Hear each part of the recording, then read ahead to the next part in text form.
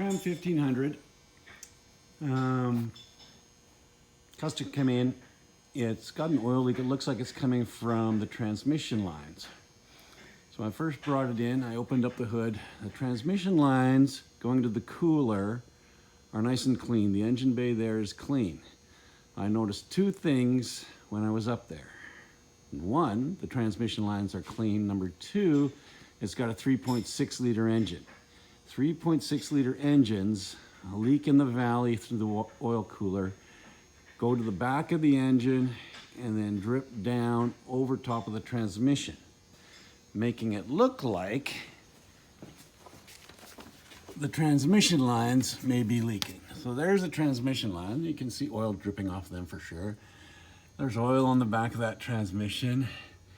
It's blowing all the way back here. So you're thinking, yeah, transmission, but you start following where the oil comes from and you see all that is wet up to the top of the transmission. The top of the bell housing is wet.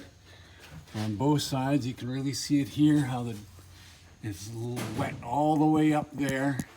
So that oil is coming out of the engine cooler on the 3.6, drips down to the back of the engine, drips down all across the transmission here, comes down to the bottom of the transmission, and then gets kicked off the back of the transmission there.